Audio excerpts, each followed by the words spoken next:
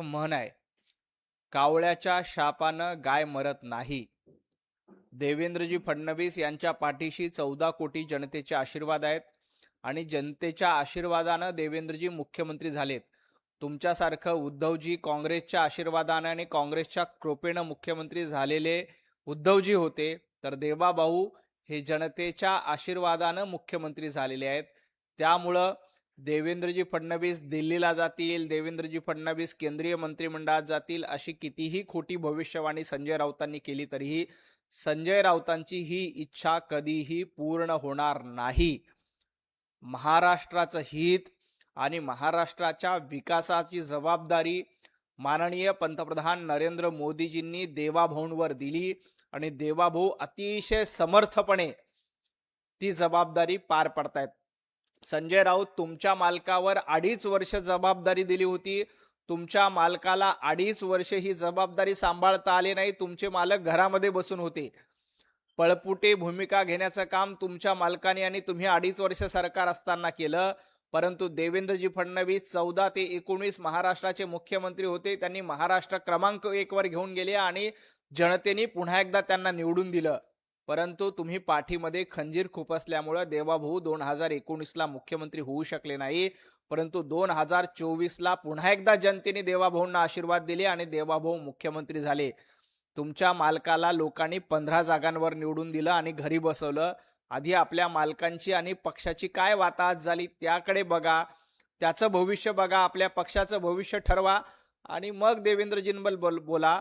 देवेंद्रजींच्या पाठीशी 14 कोटी जनतेचे आणि पंतप्रधान नरेंद्र मोदीजींचे आशीर्वाद आहेत.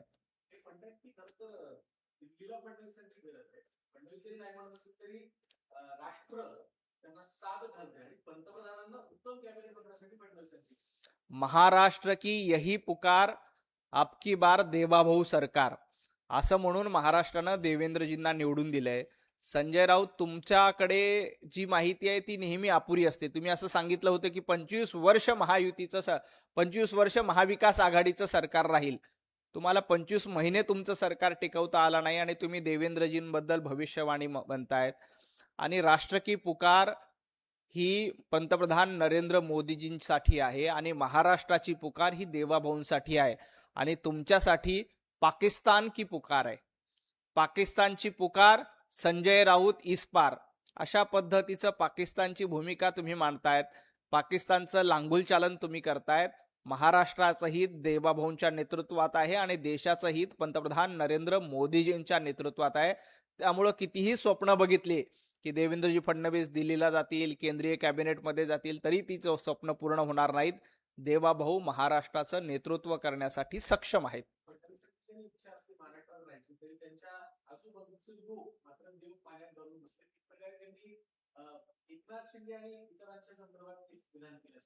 नाही संजय राऊत, तुम्ही देव पाण्यात घालून ठेवले किंवा अन्य कोणी देव पाण्यात घालून ठेवले तरी त्याचा काहीही परिणाम होणार नाही. देवेंद्रजी फडणवीसांना महाराष्ट्राचं हित कसं करायचं हे माहिती आहे आणि मोदीजींना माहिती आहे की महाराष्ट्राला क्रमांक 1 वर ठेवायचं असेल तर देवाभाऊंचंच नेतृत्व सक्षम आहे. देवाभाऊंच्या नेतृत्वात 2024ची निवडणूक आम्ही अतिशय सक्षमपणे जिंकलो आणि या निवडणुकीमध्ये तुमची पळताभुई थोडी झाली.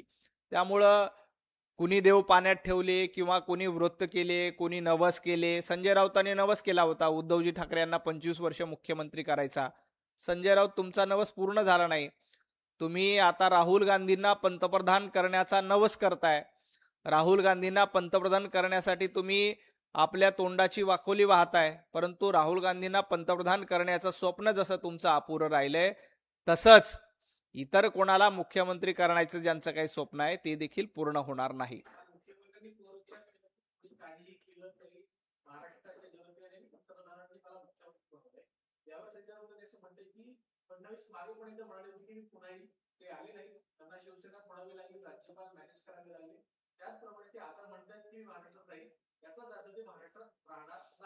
देवाभाऊंनी जेव्हा सांगितलं मी पुन्हा येईल, तेव्हा देवाभाऊ एकटे आले नाही, आपल्या 137 आमदारांना सोबत घेऊन पुन्हा आले. उद्धवजी ठाकरे म्हणाले होते, तुम्हाला आठवत असेल तर उद्धवजी ठाकरे एका सभेमध्ये म्हणाले होते, एक तर तू राहशील किंवा मी राहील. संजय राऊत, उद्धवजी ठाकरेंचं ते वक्तव्य आठवा एक तर तू राहशील किंवा मी राहील म्हणणाऱ्या उद्धवजी ठाकरेंची महाराष्ट्रानं काय अवस्था केली, आणि मी पुन्हा येईल म्हणणाऱ्या देवेंद्रजी फडणवीसांना महाराष्ट्रानं 137 आमदारांसह 2024ला पुन्हा निवडून दिलं. एक तर तू राहशील किंवा मी राहील म्हणणाऱ्या उद्धव ठाकरेंना सांगितलं की तुम्ही घरात बसा, तुमची पात्रता तीच आहे. म्हणून उद्धवजींना घरात बसवणारे महाराष्ट्रातील लोक होते. त्यामुळे संजय राऊत आपल्या मालकांनी आणि उद्धवजी ठाकरेंनी जे वक्तव्य केलं होतं की तू राहशील का मी राहील, त्याचं चिरफाड करण्याचं काम महाराष्ट्राच्या लोकांनी केलं. आणि देवेंद्रजी फडणवीस अभिमानानं सांगत होते की मी पुन्हा येईल. देवेंद्रजी फडणवीस तर सोबत आले, एकनाथजी शिंदे सोबत आले, अजितदादा सोबत आले, आता सुनेत्राताई देखील आमच्या सोबत आहेत. त्यामुळं देवेंद्रजी फडणवीस जे बोलतात ते करतात. देवेंद्रजी फडणवीस जे सांगतात ते पूर्ण होतं. तुमच्यासारखं खोटं बोलण्याची सवय देवाभाऊंना नाही. एक तर तू राहशील किंवा मी राहील, याचं काय झालं हे एकदा संजय राऊतांनी पत्रकार परिषद घेऊन सांगितलं पाहिजे.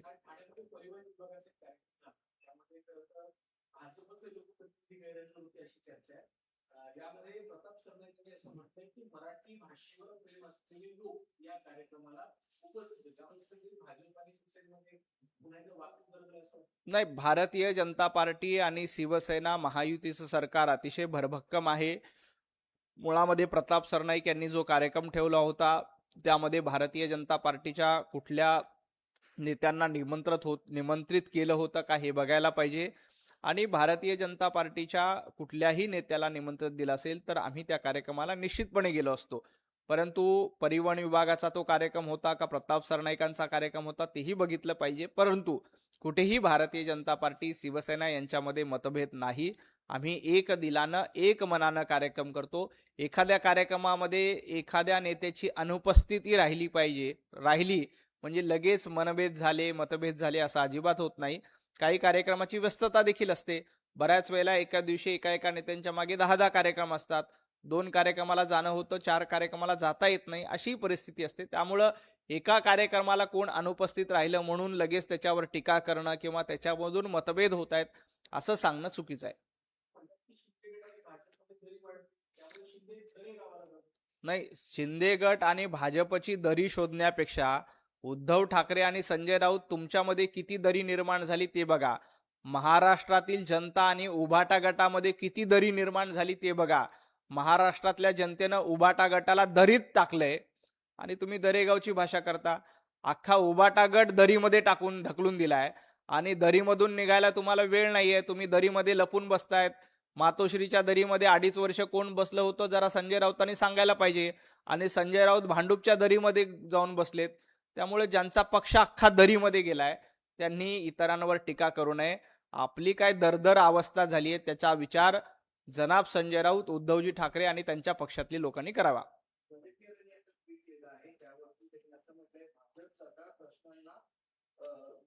त्यांना भीती आहे कारण की सरकारला प्रश्न विचारला, त्यांना धोरणावरती टीका केली, त्यांना जाब विचारला की ब्लॉक केलं जातं. त्यांनी आरटीआय देखील काढले आहे. आरटीआय मध्ये त्यांनी 1,95,00,000 ब्लॉकिंगचे आदेश देण्यात आलेले असं त्यांनी दाखवलं. मुळामध्ये विजय वडेट्टीवार पळपुटेपणा करण्याची सवय राहुल गांधींना आहे.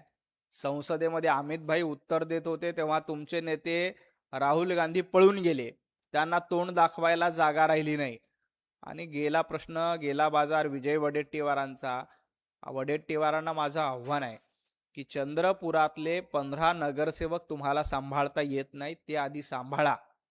तुमचे नगरसेवक तुमच्या हातून पळून गेले, ते तुम्हाला ब्लॉक करून गेले. तुमच्या निवडून आलेल्या नगरसेवकांनी विजय वडेट्टीवारांना ब्लॉक केलं. आधी ते ब्लॉक काढण्याचा प्रयत्न करा आणि मग इतरांवर टीका करा. आपला पक्ष आपल्याला सांभाळता येत नाही, आपला चंद्रपूरची महापालिका आपल्याला सांभाळता येत नाहीत, लोकांनी काँग्रेसच्या पक्षावर निवडून दिलेले नगरसेवक तुम्हाला ब्लॉक करून जातात आणि तुम्ही राज्याचे प्रश्न मांडतायत. विजय वडेट्टीवार आपल्या बुडाखाली काय जळतंय याचा विचार काँग्रेसनी आणि वडेट्टीवारांनी करावा आणि मग इतरांना शहाणपण सांगावं.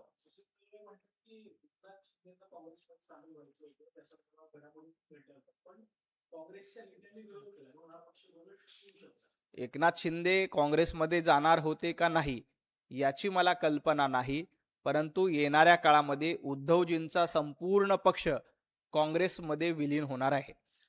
संजय राऊत हे काँग्रेसमध्ये जाणार आहेत, उद्धवजी ठाकरे काँग्रेसमध्ये जाणार आहेत, आदित्य ठाकरे, वरुण सरदेसाई यांच्यासह सगळा उभाटा पक्ष काँग्रेसमध्ये विलीन होणार आहे. त्याच्याशिवाय त्यांना पर्याय नाहीये. आणि संजय राऊतांनी उभाटा गटाला काँग्रेसमध्ये विलीन करून घेण्याची सुपारी घेतली आहे आणि त्या दृष्टीने संजय राऊत काम करतायत.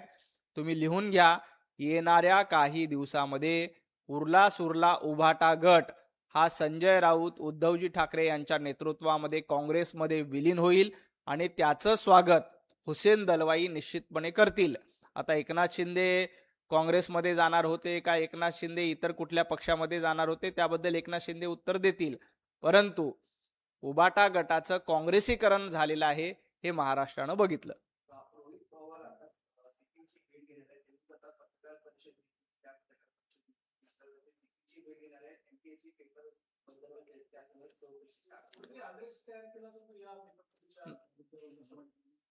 रोहित पवार यांची सवय आहे की महाराष्ट्रामध्ये अराजकता निर्माण व्हावी, महाराष्ट्रामध्ये पुन्हा एकदा विद्यार्थ्यांचं आंदोलन व्हावं, यासाठी रोहित पवार पहिल्या दिवसांपासून प्रयत्न करतात.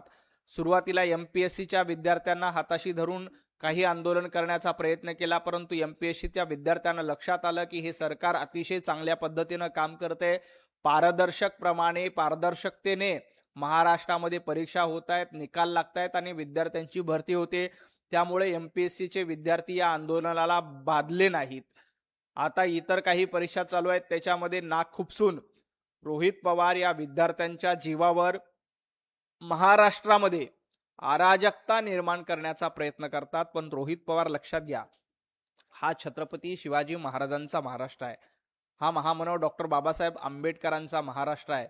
तुमचं कितीही स्वप्न असेल की या महाराष्ट्रामध्ये विद्यार्थ्यांची माथी भडकवायची आणि आंदोलन करायची, तरी तुमचं ते स्वप्न पूर्ण होणार नाही. कारण विद्यार्थ्यांना माहिती आहे की महाविकास आघाडीच्या काळामध्ये जेव्हा रोहित पवार त्या सरकारमध्ये आमदार होते त्यावेळेला अनेक पेपर फुटले. माडाचा पेपर फुटला, रोहित पवार काही करू शकले नाही. टीईटीचा पेपर फुटला, रोहित पवार काही करू शकले नाही. त्यामुळे रोहित पवारांना विद्यार्थ्यांचं हित महत्वाचं नाही. रोहित पवार आपल्या पुढच्या पिढ्यांचं राजकारण सुरक्षित करण्यासाठी विद्यार्थ्यांचा वापर करतायत आणि यांना विद्यार्थ्यांशी काहीही देणं घेणं नाही हे महाराष्ट्राच्या विद्यार्थ्याला माहिती आहे. कारण रोहित पवारांचं कर्तृत्व काय, आजोबांच्या जीवावर रोहित पवार आमदार झालेत. त्यामुळे रोहित पवारांचं स्वतःचं असं काहीही कर्तृत्व नाही. आणि आता देखील कर्जत जामखेडमध्ये कशा पद्धतीनं पैसे वाटून रोहित पवार निवडून आले हे महाराष्ट्राने बघितलं. ते देखील काठावर पास झालेत रोहित पवारांना स्पष्ट बहुमत नाही, काठावर ढकल पास झालेले रोहित पवार आहेत. त्यामुळं त्यांनी विद्यार्थ्यांच्या जीवावर उड्या मारण्याचा प्रयत्न करू नये. हे विद्यार्थी तुमच्या अजेंड्याला बळी पडणार नाहीत.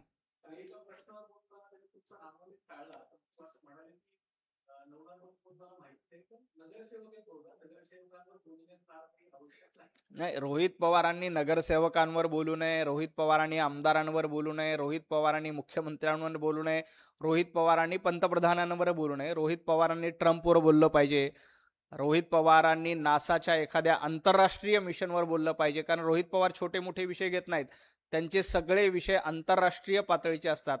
आणि रोहित पवारांना कुणाचं ड्रायव्हर व्हायला आवडतं हे महाराष्ट्राने बघितलंय. त्यामुळे आपण चांगले वाहन चालक आहोत याचं सर्टिफिकेट रोहित पवारांनी घेतलेलं आहे. आपली ड्रायव्हरगिरी नीट करा आणि मग कोण नगरसेवकांवर टीका करायची नाही, मुख्यमंत्र्यांवर बोलणार नाही, मी यांच्यावर बोलणार नाही हे रोहित पवारांनी नंतर सांगावं. आधी आपल्याला चांगलं ड्रायव्हिंग लायसन कुणाकडनं मिळालंय आणि कुणाचा ड्रायव्हर म्हणून रोहित पवार उपस्थित होते याचा विचार एकदा त्यांनी आत्मपरीक्षण करून करावा.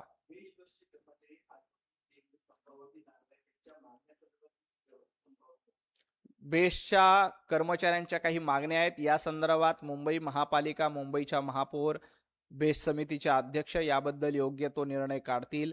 यांच्यावर आंदोलनाची वेळ येऊ नये आणि योग्य तो तोडगा काढून यातनं मार्ग काढला जाईल. मुंबईच्या महापौर, आपल्या बेस्ट समितीच्या अध्यक्षा आणि महापालिकेच्या आयुक्त अश्विनीताई भिडे याच्यावरून योग्य तो तोडगा काढतील. मला वाटतं हा संप लवकरात लवकर मागे घेतला जाईल.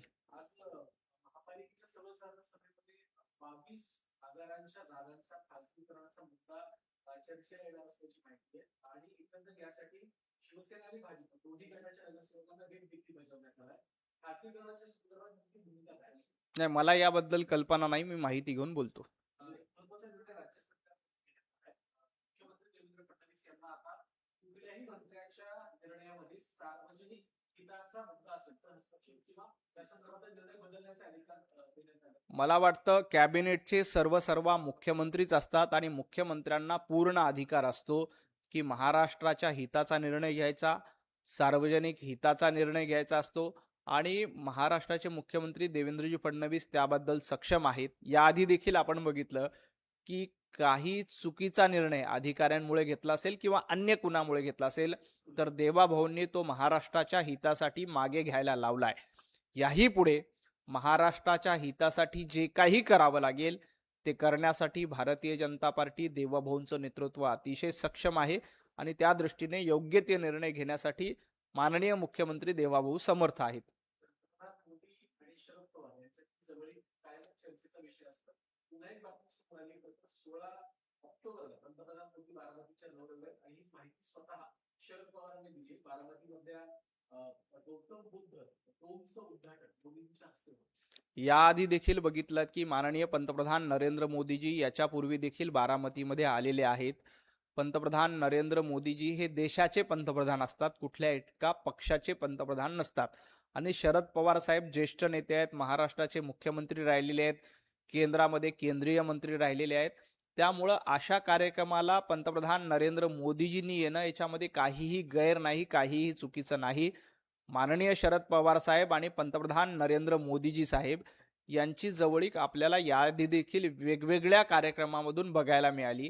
त्यामुळे बारामतीमध्ये माननीय पंतप्रधान नरेंद्र मोदीजी येणं याच्यामध्ये कुठलंही गैर वाटण्याचं कारण नाही किंवा चुकीचं असण्याचं कारण नाही. पंतप्रधान नरेंद्र मोदीजी देशाचे पंतप्रधान म्हणून तिथे येत आहेत आणि शरद पवार साहेब ज्येष्ठ नेते आहेत. महाराष्ट्राच्या राजकारणामध्ये पवार साहेबांचं एक वेगळं स्थान आहे. त्यामुळं हे दोन्ही नेते एकत्र येणार असतील, बारामतीमध्ये एखाद्या कार्यक्रमाला येणार असतील तर निश्चितपणे महाराष्ट्रातील जनता त्यांचं स्वागत करेल. पंतप्रधान मोदी जेव्हा जेव्हा अडचणीत किंवा शरद पवार यांच्या मंत्रीला जातात अशी चर्चा कायम असते. एका बाजूला संसदेमध्ये बिल असेल किंवा इतर सगळ्या गोष्टी असतील त्याची पूर्तता करण्यासाठी कोणतरी संख्याबळ आवश्यक आहे.